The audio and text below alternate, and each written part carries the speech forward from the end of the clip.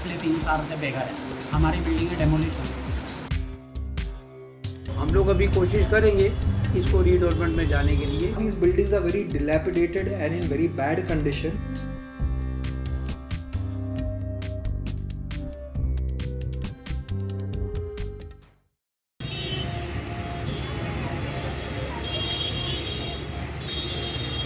Scenes like these currently make up the refugee colony in Mumbai known as Guru Tegh Bahadur Nagar.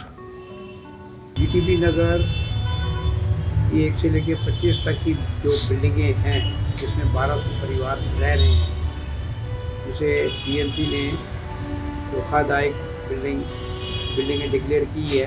Thousands of Punjabi and Sindhi families who left Pakistan at the time of partition in 1947 were rehabilitated by the central government and given homes under the Displaced Persons Act 1954. Many of them ended up settling in Mumbai, including in this area called Sayan Koliwada.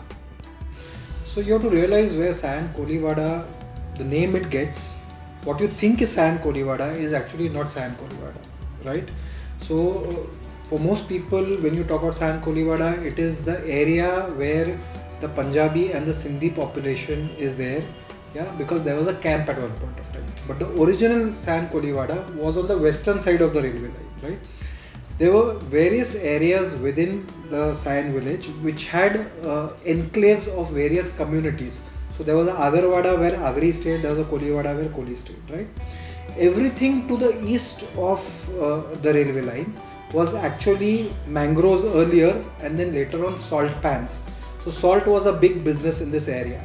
And when the World War started, many of these salt pans were taken over by the government to create barracks for soldiers, which were required to be sent to different fields, different theatres of action, whether it was in Asia or in Europe. Now, after the war was over, these barracks were then had to be put to good use. And when partition happened, many of these people who had come as refugees from Pakistan were put up in these barracks. One of the largest areas where barracks were there was actually in Sayan Koliwada. That's how this area became a refugee camp. In course of time, these people then spread out in various areas, but the culture continued. Over the decades, the condition of these buildings deteriorated, with cracks running through the walls and chunks of cement fallen off it. The place was woefully dilapidated due to years of neglect and on the verge of collapse. It was deemed unfit to live by the local authorities, who later asked the residents to leave. About 1999 में हम लोगों को BMC का first notice आया था कि इमारत असुरक्षित है। उसके बाद में इन लोगों का हर साल नोटिस हम लोगों को आता रहा कि आप रिपेयर करवाइए, लेकिन सोसाइटीज़ नहीं होने की वजह से किसी ने इस इनिशिएटिव को नहीं लिया। बट मैंने इस बारे में मतलब सरकार से मीडिया के थ्रू कई बार उनको इन्फॉर्म करने की कोशिश की कि हमारी कॉलोनी का सोसाइटीज़ नहीं होने की वजह से थोड़ा इश्यू बनता जा रहा है, तो आप लोग ज़रा थोड़ा देखिए।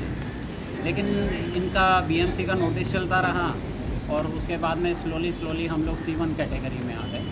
तो अब हमारे ऊपर प्रेशर बन गया कि आप लोगों को सोसाइटी की बिल्डिंग खाली करनी पड़ेगी। तो खाली करने के लिए BMC ने हमारे साथ कई बार प्रेशर किया।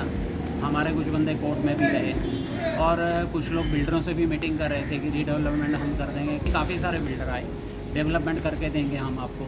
लेकिन हमारे कुछ इश्यूज़ ऐसे थे कि इतना इजी नहीं था रीडेवलपमेंट। हमारे जो इंडिविजुअल पेपर्स थे वो सारे म्यूचुअल अंडरस्टैंडिंग के थे, स्टैम्प ड्यूटीज़ नहीं थी, रजिस्ट्रेशन नहीं किया हुआ था। तो वो सारे के लिए भी बिल्डर कमिट कर रहा था कि आप हमारे साथ जुड़ जाओ, हम आपको करके देंगे। किसी ने भी इसको मतलब एक कंक्रीट तरीके से नहीं किया। In 2017, when the governing civic body of Mumbai, the BMC, tried to demolish the place, residents of the colony protested, but the police came down hard on them. The Bombay High Court and the Supreme Court restrained demolition in 2018 and 2019 respectively. But in 2020, the BMC started cutting off water and electricity supply to these buildings, prompting many of its residents to leave. 3-4 बरस पहले इनका connection, पानी connection, light connection भी BMC द्वारा काटा गया था।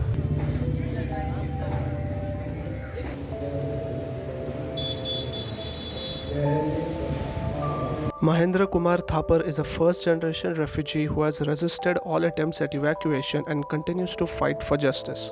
1948 में हम लोग आए, कुछ 47 है।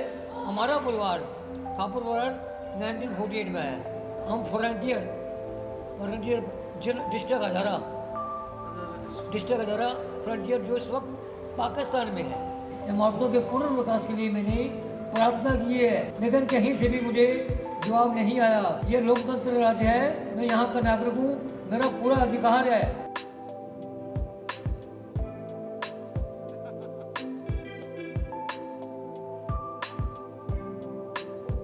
हम लोग अभी कोशिश करेंगे इसको रीडेवलपमेंट में जाने के लिए। जैसे ये 1200 लोग बोलेंगे वैसा रीडेवलपमेंट किया जाएगा और जल्दी से जल्दी ये कार्य पूरा हो जाएगा। Selling these apartments isn't an option as the value of these buildings remain only on paper. Redevelopment is the only solution, but even that seems far-fetched, with no builder willing to commit and the authorities not providing a temporary accommodation under any rehabilitation scheme. हम पिछले 3 साल से बेघर हैं। हमारी building demolish हो गई, हम लोग रेंट भर रहे हैं। कुछ लोग ऐसे हैं कि उनके पास रेंट के भी पैसे नहीं हैं, तो अपने मकान को पूरियों के दाम में बेचकर, झोपड़े से भी कम दाम में बेचकर बेचारे लाइफ टाइम के लिए बेघर हो गए। अब सरकार को सोचना है कि इस कॉलोनी के लिए जल्दी से जल्दी क्या करना है। गरीब मार हो रही है, कॉलोनी में लोगों को गुमराह किया जा रहा है।